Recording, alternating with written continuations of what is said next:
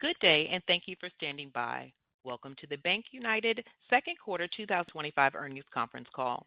At this time, all participants are in a listen-only mode. After the speaker's presentation, there will be a question-and-answer session. To ask a question during the session, you will need to press star 11 on your telephone. You will then hear an automated message advising that your hand is raised. To withdraw your question, please press star 11 again. Please be advised that today's conference is being recorded. I would now like to hand the conference over to your speaker today, Jackie Bravo, Corporate Secretary. You may begin. Thank you, Latanya. Good morning, and thank you, everyone, for joining us today for BankUnited Inc.'s second quarter 2025 results conference call. On the call this morning are Raj Singh, Chairman, President, and CEO, Leslie Lunak, Chief Financial Officer, and Tom Cornish, Chief Operating Officer. Before we start, I'd like to remind everyone that this call may contain forward-looking statements within the meaning of the Private Securities Litigation Reform Act of 1995 that reflect the company's current views with respect to, among other things, future events and financial performance. Any forward-looking statements made during this call are based on the historical performance of the company and its subsidiaries, or on the company's current plans, estimates, and expectations. The inclusion of this forward-looking information should not be regarded as a representation by the company that the future plans, estimates, or expectations contemplated by the company will be achieved. Such forward-looking statements are subject to various risks and uncertainties and assumptions, including those relating to the company's operations, financial results, financial condition, business prospects, growth strategy, and liquidity, including as impacted by external circumstances outside the company's direct control, such as adverse events impacting the financial services industry. The company does not undertake any obligation to publicly update or review any forward-looking statement, whether as a result of new information, future developments, or otherwise. A number of important factors could cause actual results to differ materially from those indicated by the forward-looking statements. These factors should not be construed as exhaustive. Information on these factors can be found in the company's annual report on Form 10-K for the year ended December 31st, 2024, and any subsequent quarterly report on Form 10-Q or current report on Form 8-K, which are available at the SEC's website. With that, I'd like to turn the call over to Mr. Raj Singh. Thank you, Jackie. Good morning, everyone, and welcome. I know it's a busy earnings day. Thank you for joining us. This is a pretty outstanding quarter for us. Very happy with the results. Net income came in at about $69 million or 91 cents a share. I think the last I checked, consensus was around 79. So very happy for a nice beat there. ROA improved to 78 basis points from 68 last quarter and 61 basis points second quarter of last year. ROE improved to 9.4%, so we're getting closer and closer to the 10% mark. Last quarter was 8.2%, and last year was 8% at this time. The highlight of the quarter, obviously, has been the deposit. On the deposit front, we had a very impressive deposit growth quarter. NIDDA is up more than $1 billion. Average NIDDA is up $581 million, and total non-broker deposits grew $1.2 billion. So, and we did all this and achieved declining deposit costs, which I'll talk about in a second. We guided at the beginning of the year to a double-digit NIDDA growth. So far, we're already at 20%.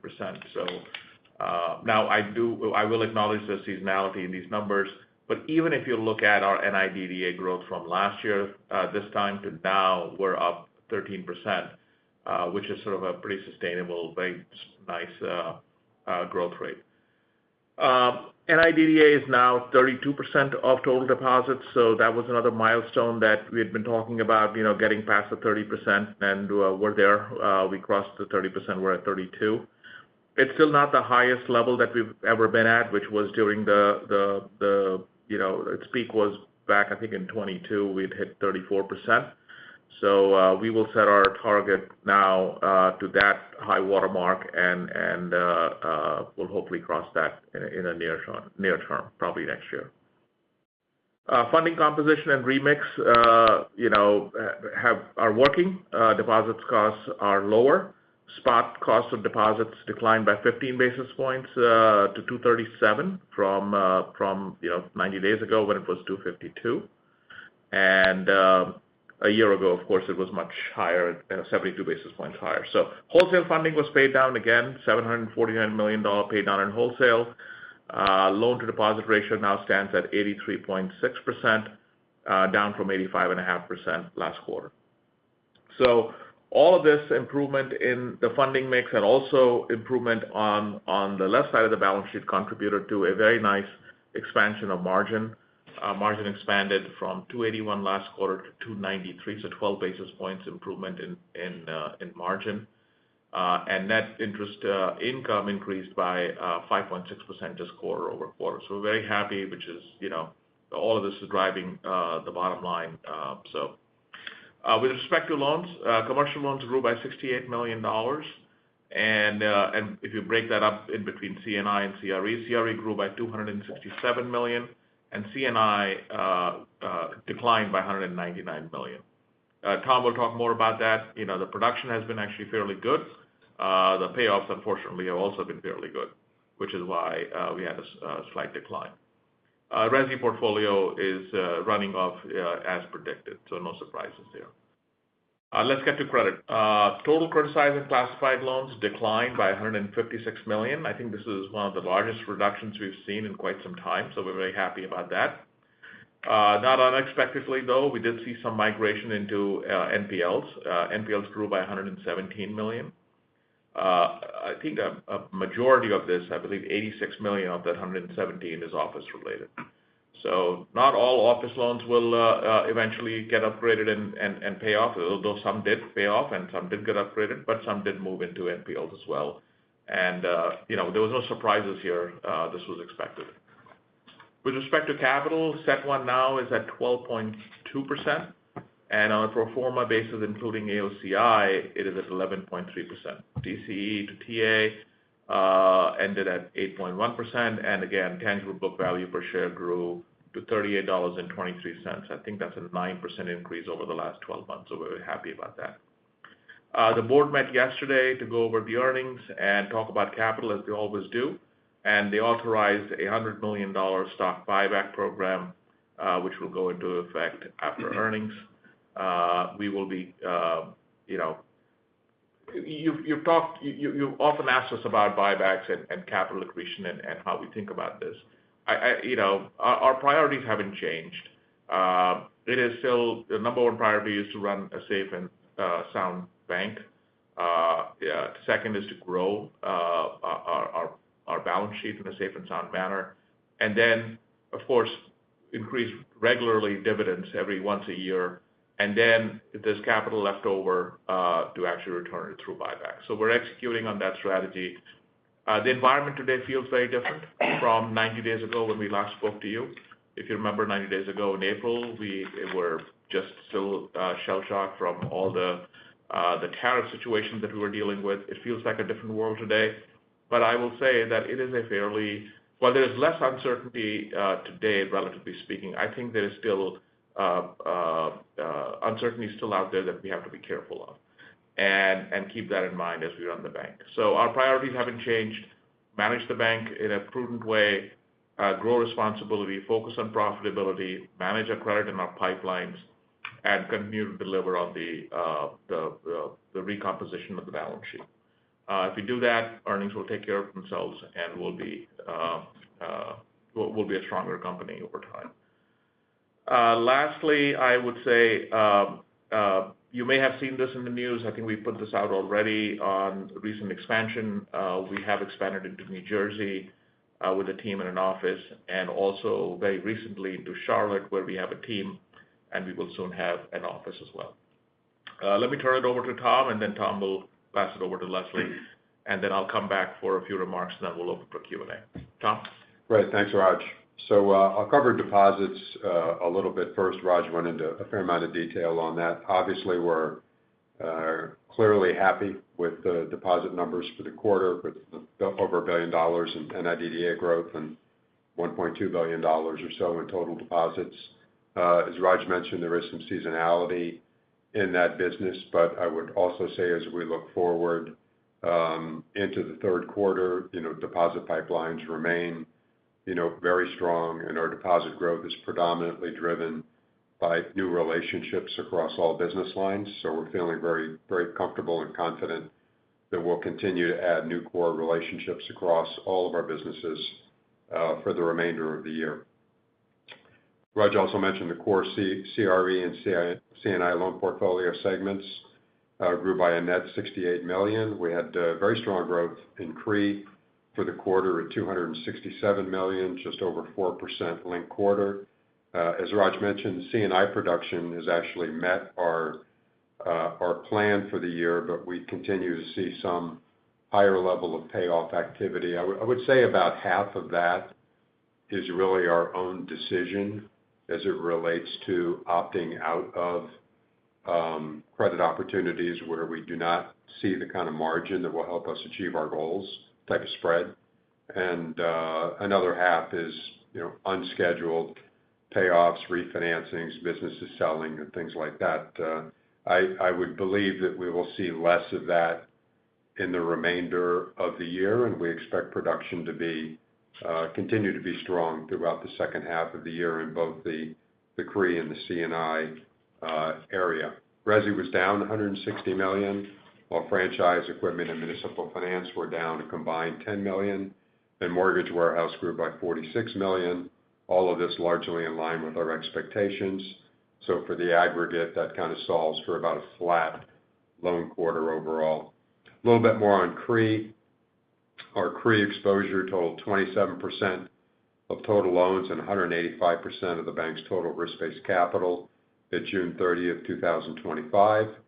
Comparatively, based on March 31st, 2025 call report data, the median level of CRE to total loans for banks in the $10 billion to $100 billion range was 35%, and the median ratio of CRE to total risk-based capital was 217. So while our CRE portfolio has grown nicely across all asset classes, I think overall we still remain at the lower end of CRE exposure to capital compared to our peer groups.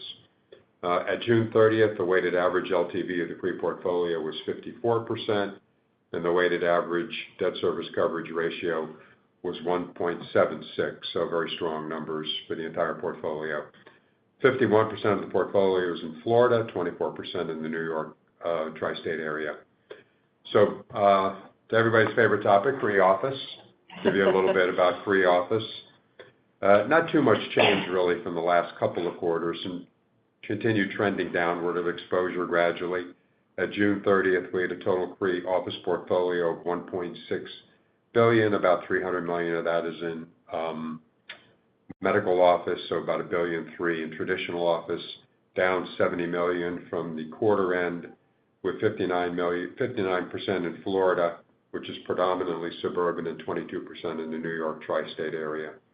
I would say that this quarter we've seen more return to the capital markets in the office area. We saw activity with office exposure that we had go to the CMBS market, and we continue to expect that will happen with some upcoming maturities in the remainder of the year. Criticized and classified CRE office loans totaled $383 million at June 30th, down from $414 million at March 31st, 2025, and net decline of $31 million. It's some upgrades and downgrades, some payoffs in that, kind of led to the $72 million change. So I said $337 million, or 20% of the total CRE portfolio, is medical office. The construction portfolio includes an additional $88 million in office-related exposure, with $84 million of that in New York.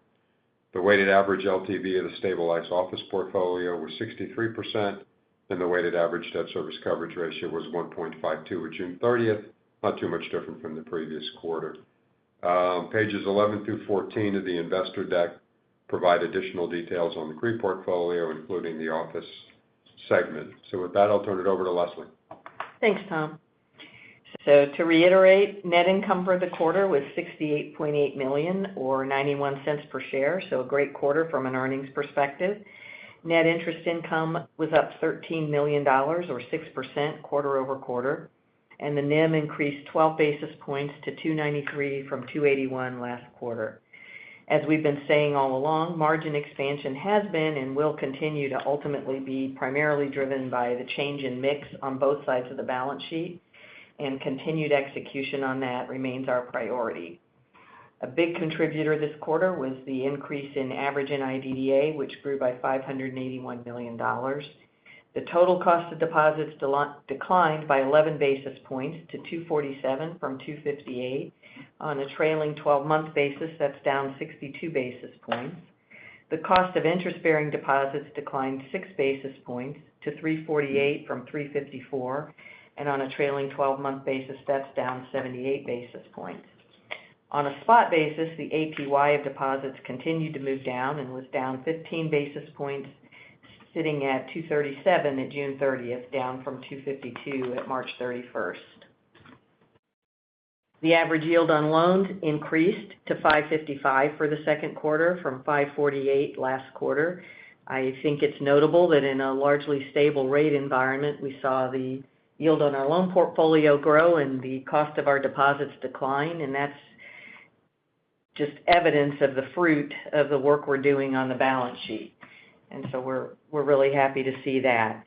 The increased yield on loans related to a couple of things. One is pricing discipline, new originations coming on at higher rates or higher spreads than pay downs and exits. As Tom mentioned, we've voluntarily exited a number of thinly priced credits, and while those decisions have impacted growth, we're seeing the contribution to the margin, which is our priority. And we also see in that rise the continued composition shift from resi to commercial. The average rate paid on FHLB advances increased this quarter from 369 to 379, and that was mainly due to the expiration of some cash flow hedges. All of our guidance assumes 2 Fed rate cuts in 2025 and kind of smooths those over the remainder of the year. But again, as I said, that's not really the driver of our prognostications about margin. Moving to credit and the provision and the reserve, the provision for credit losses this quarter was $15.7 million. The ACL to total loans ratio crept up to 93 basis points. And I refer you to slide 16 of our investor deck that presents some details about changes in the ACL for the quarter. A couple things going on. We had an increase in specific reserves related directly to some of the NPLs that we added this quarter, and that was partially offset by the positive impact of overall positive risk rating migration. We had some deterioration in the economic forecast. Going the other way, we had some payoffs and paydowns of some criticized and classified assets, and generally we saw improving quarter-over-quarter financial metrics for borrowers in the past portfolio, which had a positive impact on the expected loss modeling. Net charge-offs totaled $12.7 million this quarter. The net charge-off rate was 27 basis points for the 6 months annualized and 23 basis points for the trailing 12 months, both right in line with kind of where we expect those to run. A few further observations on the reserve. The commercial ACL ratio, so C&I, CRE, franchise, and equipment finance, was 136 at June 30th, up slightly from 134 at March 31st, and the reserve on CRE office was 192.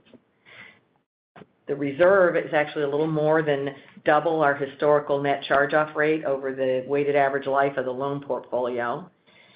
And I would also point out that a significant portion of our NPLs actually carry zero reserves because of the adequacy of collateral. You can see that in our LTVs. Some of those loans have been charged down, partially charged down to take them down to liquidation value, but there are a number of those loans that are more than adequately collateralized. And the majority of our NPLs were also paying as agreed, about 75% of them, in fact, at June 30th, 2025. As Raj mentioned, NPLs were up $117 million quarter over quarter.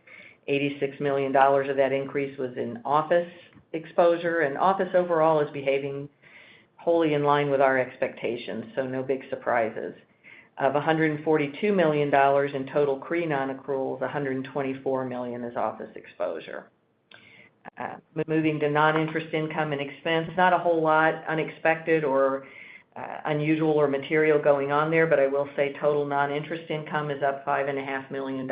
Some of that is sporadic stuff you see with respect to BOLI, but most of that is actually some of our fee businesses gaining traction, whether that's, syndication fees, commercial card revenue, capital markets derivative income. So we're starting to see all of those businesses gaining some traction, and happy to see that. A couple of comments on guidance. Overall, our guidance remains consistent with what we've told you previously. We guided to double-digit NIDDA growth. We're already at 20%. Seasonality may bring that down some by the end of the year, but we still expect solid double-digit growth year over year. We guided to mid to high single-digit non-brokered deposit growth. We're already there at 8.4%, so I expect that guidance to hold. We previously guided for low single-digit growth in total loans and mid to high single-digit growth in core C&I and CRE. Kind of given a slow start with respect to C&I growth, we're probably expecting that C&I and CRE growth core to be more mid-single digits as opposed to high single digits. We'll affirm the previous guidance for mid-single-digit increase in non-interest expense for the full year, and still expecting to end the year at that 3% level with respect to margin, and we're already well on our way there. We previously guided to mid-single-digit growth in net interest income. I think we may do a little better than that, considering where we are now. And one final point, as announced in our 8K that we filed this morning, we will be redeeming our outstanding senior bond that matures in November. We expect the redemption to happen later in August. So with that, I will turn it over to Raj for closing comments. Thank you, Leslie. We just put out another press release this morning, very important piece of news, on CFO succession planning. We have been working on this for some time. We ran a national search. Leslie had come to me a couple of years ago and said there's a timeline at which she would like to retire. Totally understandable. We ran a process very methodically over the last several quarters, and we have we've hired Jim Mackey, a veteran in the industry, who will be joining us in a couple of weeks, I think mid-August, right, Leslie? And Leslie will remain CFO through next quarter. On November 1st, we will make the official change. Leslie will stay with the company through the end of the year and will retire on January 1st. Bye-bye. You'll be on. I'll be on the next call. Yeah, you'll be on the next call, but Leslie has contributed tremendously to this company. We were a third the size of what it is today, or what we are today, and Leslie's contribution cannot be explained in a short call. But she's been my partner, and I thank her. But like I said, she's not going away anywhere. We'll be seeing you guys on the road in the coming weeks and months.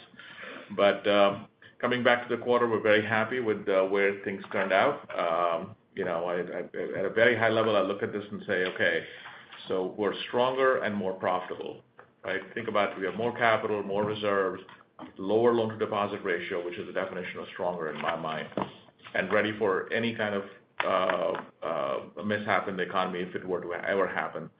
And we're delivering all of that while improving our profitability, margin, earnings, ROE, everything is up. So fairly decent quarter, and hopefully in 90 days we'll come back to you with even better news. But let's open it up for Q&A. Operator? Certainly. As a reminder, to ask a question, please press star 11 on your telephone and wait for your name to be announced. To withdraw your question, please press star 11 again. One moment while we compile our Q&A roster. Our first question will be coming from Jared Shaw of Barclays. Your line is open. Good morning, Jared.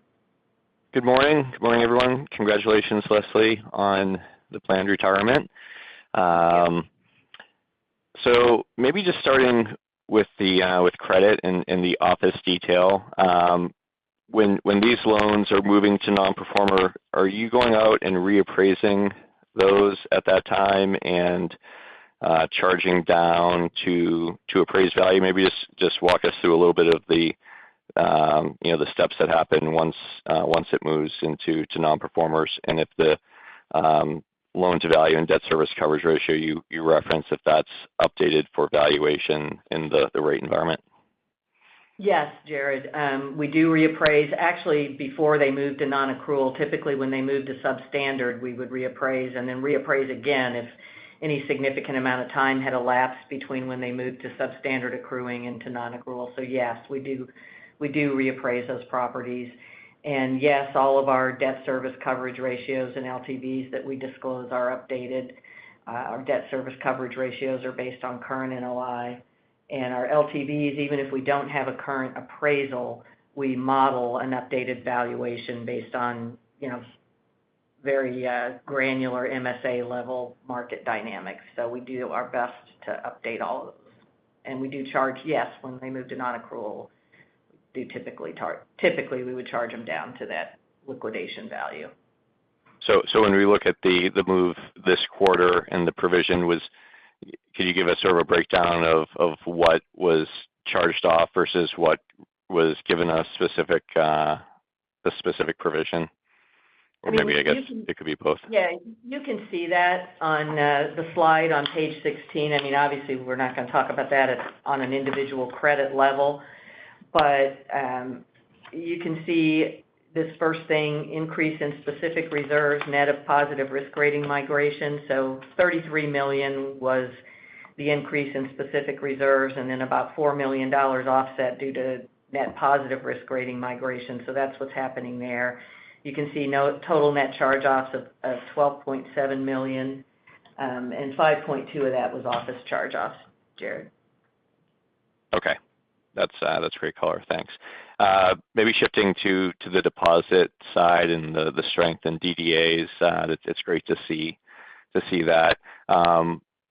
One, I guess, do you have the ECR tied to DDAs, and then two, you talk about the seasonality and potentially seeing that lower at year end. How should we think about those balances moving over the next 2 quarters? So with respect to what you're calling the ECR, and I know we've talked about that term in the past, that number will be disclosed in the 10-Q, Jared, like we always do, and I don't expect it to differ materially from last quarter's number. I don't have it right in front of me, but it'll be about the same, and it'll be disclosed in the Q. Seasonality, over the next couple of quarters, that'll become, a headwind. It was a tailwind this quarter. My best guess is it'll be relatively stable through the third quarter and then, decline in the fourth quarter. But it's difficult to predict whether, is that going to happen in September or October or November? But that's generally the trend we would expect. And if you look back over the last couple of years, our expectation is it would be roughly the same. It really is, there are certain things that you really should look at on a 12-month basis, given the seasonality. So I wouldn't, say, oh, look, it's $1 billion quarter, great. I look at it, okay, it's double-digit growth year over year. That's a better way to look at it. And $1 billion year over year as well. So exactly. High point to high point, we still had $1 billion of growth. Okay, thanks. If I could just sneak a last one in with the buyback, good to see that. Is there a CET1 that you're sort of solving for? How should we think about the pace of buybacks or your appetite for deploying that, given your stock price and capital here? I don't think we have a target to put out there, but I will say, yes, we do feel we have excess capital right now compared to industry peers. And we're doing $100 million. Typically, we've gotten authorizations of $150. The board felt $100 was a good place to start, but I'm sure this is not the end. As we keep accreting capital and don't have much use for it, we'll probably come back and look at it again. And Jared, part of this equation is, as Raj said earlier, it's our preference to deploy capital into growth. Yeah. So part of the continual evaluation that we'll be undergoing is to what extent we believe we'll be able to do that, because that's always our better option. Profitable growth. Profitable growth, yes. Great, thanks a lot. And one moment for our next question. Our next question will be coming from Woody Lay of KBW. Your line is open. Hey, good morning, guys. Hey, Woody. Wanted to follow up on the deposits, and I mean, I know there's seasonality in the second quarter, but it feels like the growth is coming a little bit ahead of expectations. And was just curious, I know the title drives some of the seasonality in the second quarter, but I know there's a couple of other deposit verticals, and was just wondering sort of what's broken right so far in the first half of the year to sort of see a little bit of outperformance relative to expectations. I think it's what Tom said earlier. Across our businesses, we are seeing the continued onboarding of new client relationships, and that's really the driver. I know that sounds pretty basic, but it is. Yeah. To put a fine point on it, this one thing caused, first of all,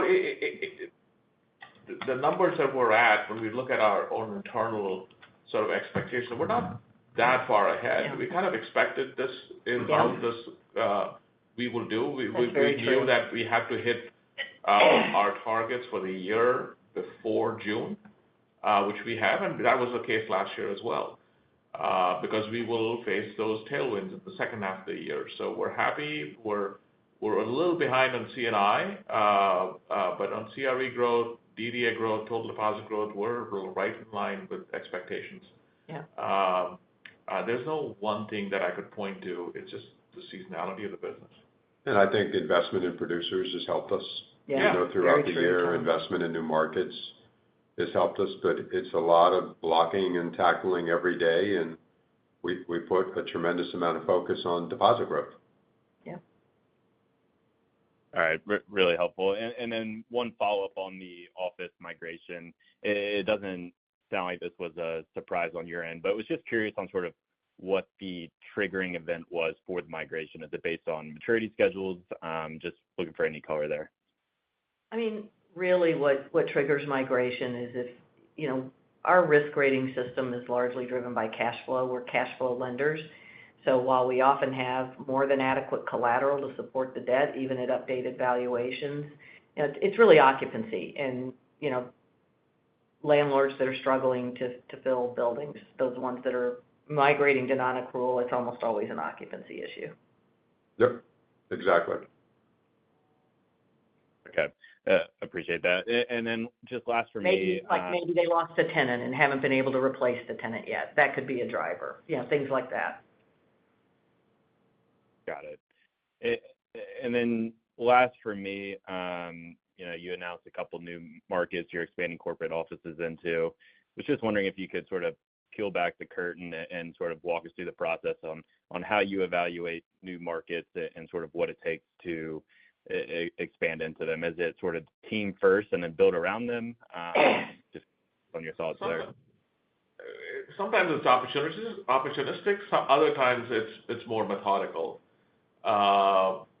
So New Jersey was a little opportunistic. I don't think it was very high on our priority list, but we started doing some business. We hired some good people, and suddenly it became a priority. Charlotte, I would say, was also partially opportunistic, but it has been on our radar for quite some time. It's a very good market. We've looked at Charlotte for a number of reasons, not just for business reasons, but also for talent reasons. And we've been waiting for the right opportunity for about a couple of years in Charlotte, and when the right team came up, we were able to make this happen. But we have done a fair amount of work on trying to match markets that are growing, are healthy, and are conducive to the kind of business we do. Not every market is, but the kind of business we do, and we've looked up and down the Eastern Seaboard. And, we don't look nationally. We don't go out looking at California and, the Pacific Northwest. We just look up and down the Eastern Seaboard. Charlotte, Atlanta, these were markets that were always high on our list. And then it's a matter of waiting for the right team to come around before you can make your move.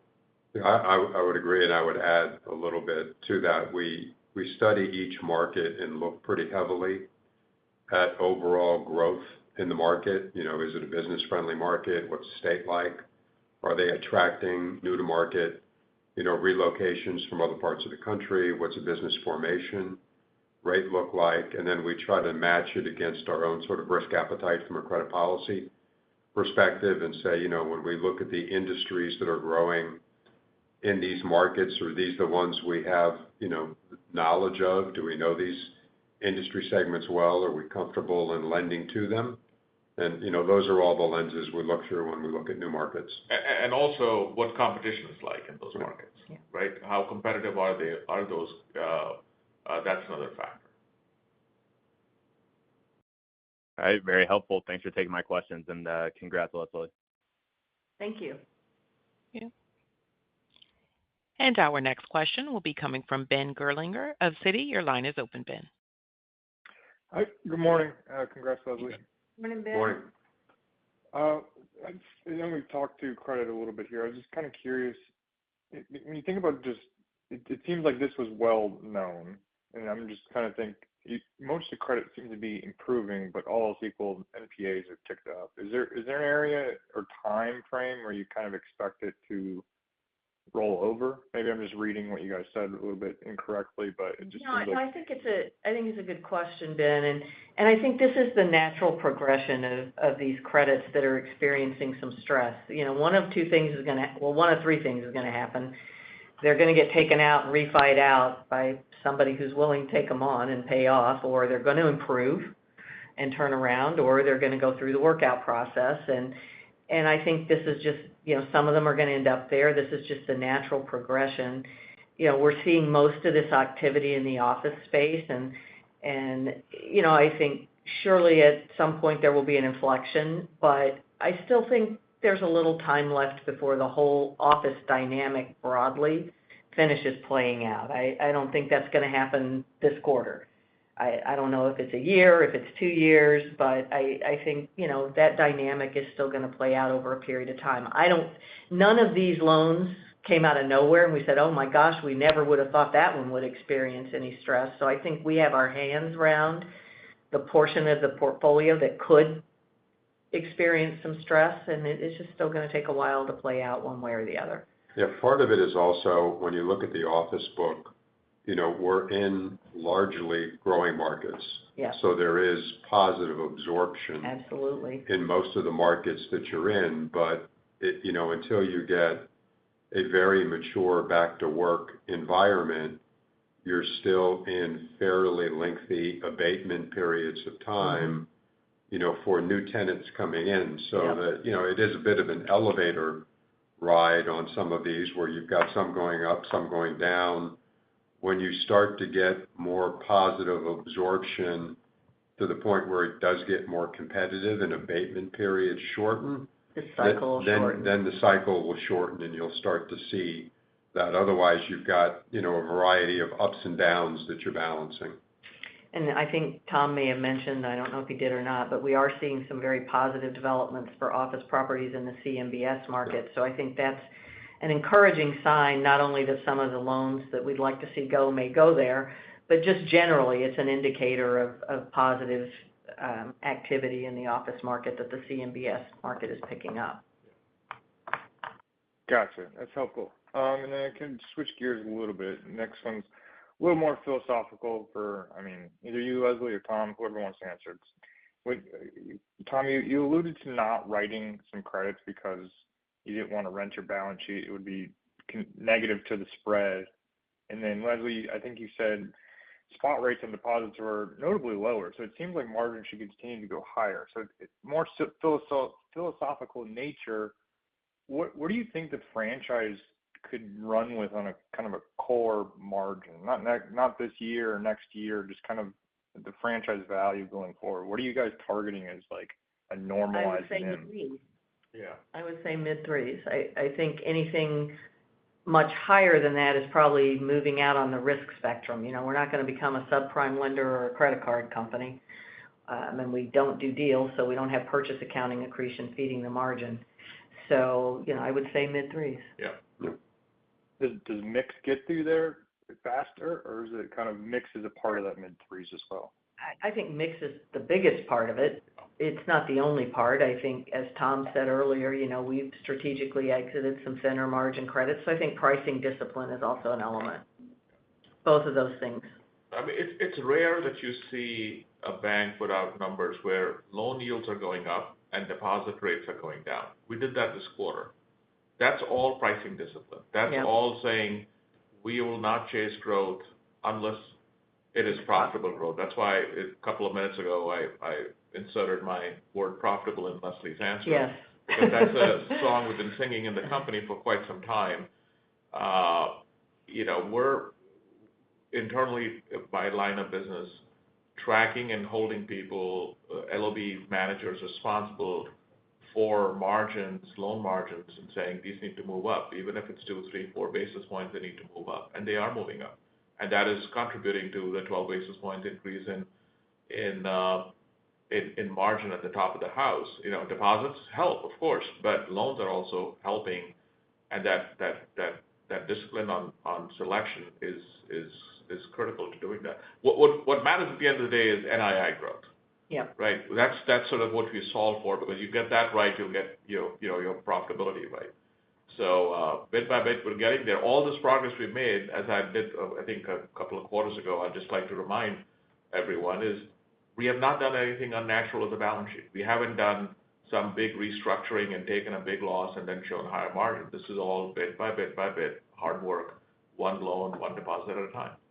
1 basis point at a time. We don't, unfortunately, we don't operate in a vacuum. There is competition. Yeah. Yep. And a lot of these loans that we're talking about opting out of, people are opting in too. Yep. At much lower margins. But, as we tell the team, we got to fight for every basis point to get to where we want to get to. Gotcha. That's really helpful. Thank you. Thank you. And one moment for our next question. Our next question will be coming from Timur Braziler of Wells Fargo. Your line is open. Hi, good morning, and Leslie, congratulations on the pending retirement. Well deserved.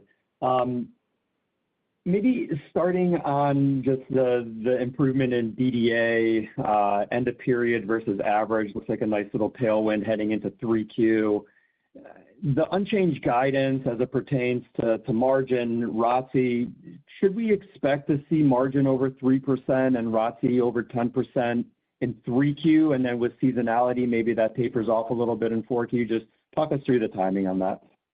So, Timur, as I've said many times, I don't care, and I know you do, so I'll try to answer your question.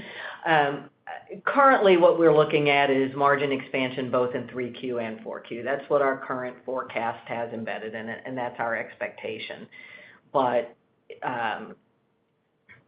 what quarter things happen in is far less important to me than it is to you.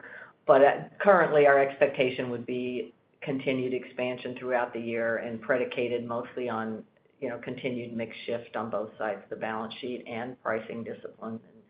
Rollover of fixed rate loans, all of those things are going to contribute, but that's currently what we're forecasting. I'm not going to try to say how much in 3Q versus how much in 4Q, but we are expecting an increasing trend. Okay, fair enough. And then not to belabor the point on credit, but I don't think we touched on the increase in C&I NPLs and corresponding increase in that allowance. Could you just maybe talk to what drove that increase? A couple things. A portion of that, I think about $26 million is some indirect office exposure that's embedded in the C&I portfolio. And the majority of the rest of it is one loan. As we've said in the past, C&I credit performance will be lumpy and idiosyncratic and that nothing systemic that we're seeing in the C&I book, or no correlation in industries or geographies or anything like that to comment on. So it's really just those two things. On the topic of correlation, we're always looking for that. So the only correlation we know in our portfolio is office. Yeah. Right. That's a systemic thing across the industry. But in our C&I portfolio, yesterday I actually looked at the top 5 loans that are problematic, and each of the 5 are in 5 totally different stories. Yeah. So very idiosyncratic. We're not seeing anything. We're not seeing any impact from tariffs or any other changes. It's just, sometimes things do just go the wrong way. And if we ever see a pattern emerging, we will share that with you. Got it. And if I can just sneak one in, last one here, just It seems like the momentum around M&A, particularly in the Southeast, is accelerating here. Can you just maybe talk to the level of conversations that you're having? Has that been accelerating? And then just maybe talk to what you would need to see in order to potentially consider a combination with a larger institution. Yeah. I mean, the level of conversation has been consistent since late last year. So there was obviously a little bit of a concern 3 months ago when the markets dipped as much as they did. But in terms of M&A, I still think there will be a lot of M&A over the course of next 12, 24 months. As a buyer, we are probably not going to be very active because that's sort of our DNA for our company is to try and do things organically. We never say no, but it's unlikely. And as to the other side of this, we don't, sit here, raise our hands all the time saying, we want to be part of M&A story. But we have a fiduciary responsibility. If the right deal is on the table, we will talk to anyone. Great. Thank you. Thank you. Our next question will be coming from David Bishop of Hovde Group. Your line is open, David. Yeah, good morning, and congratulations again, Leslie. Thanks. Morning, Dave. Hey, Leslie, just in terms of the loan yield here, it sounds like the repricing outlook sounds positive from some of the back book of the fixed-rate loans repricing. Just curious maybe what that weighted average yield repricing in the near term looks like and what you're seeing in terms of new origination rates. I don't have in front of me the weighted average yield on what's repricing, but it is true that what's rolling off is generally being replaced by something at higher rates because that's still primarily loans that were put on in a much lower rate environment. I would say it comes back more to what we talked about is being more selective about the credits we are originating and choosing to engage in as opposed to just rate market dynamics per se. I don't have all of those rates right in front of me, but I would broadly tell you on the C&I book, when we look at things that we're opting out of from a pricing perspective, it's usually things that are floating rate deals that are under SOFR plus 150. And when we look at new production, it's generally at rates in the SOFR plus 200 to 225 type range. So dollar for dollar, we're seeing 75 to 80 basis points of pickup on that swap, sometimes even a little wider. Got it. And then Tom, in terms of the, what's left in terms of maybe those C&I credits that are relatively thinly priced, any sense how much is left from a dollar basis or percentage basis? I don't know if you have any optics there from that view. Yeah, we're near the end of that journey. Now, what you don't know is what deal is going to be redialed that was at 185 that now, somebody thinks should be at 110. So that you don't know.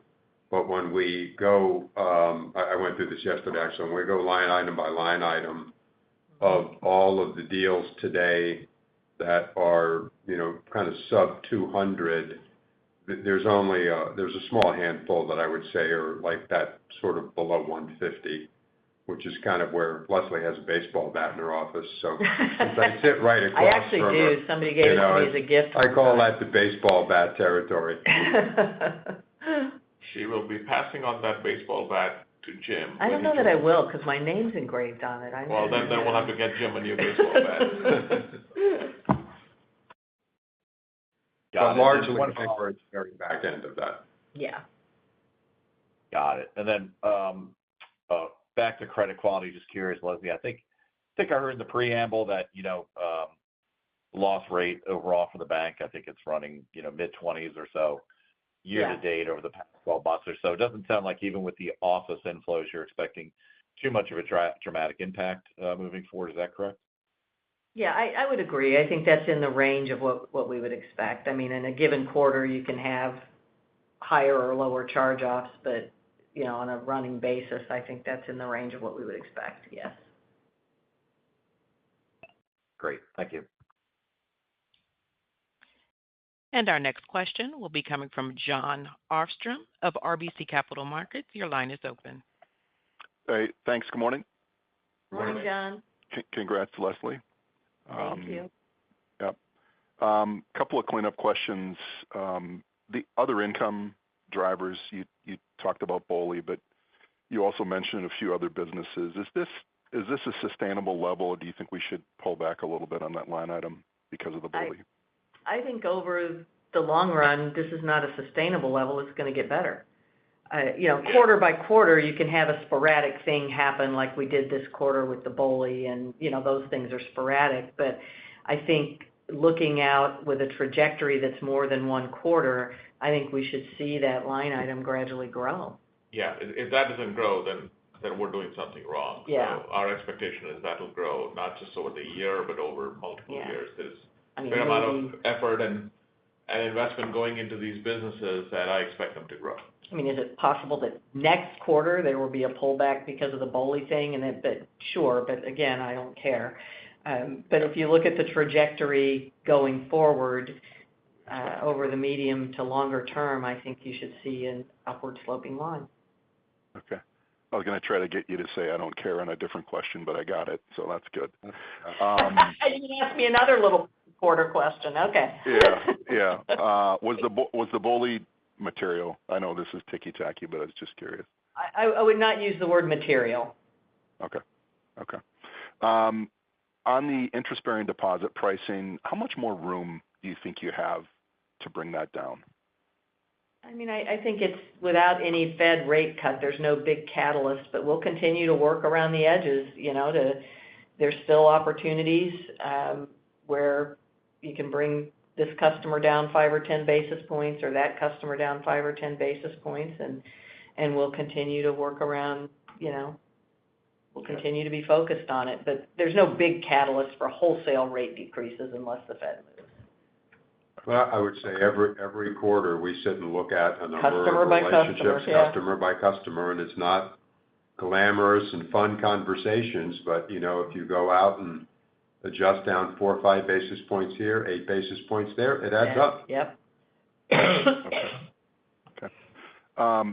And then maybe one for Tom or Raj. I understand the I don't even want to say lower end of the loan growth guidance, but because a lot of things happened earlier in the year. But it seems like, based on your answer to Dave Bishop's last question, it feels like the C&I payoffs or voluntary exits are starting to slow down. And Raj, it sounds like you're saying it's still a little bit uncertain, but getting better.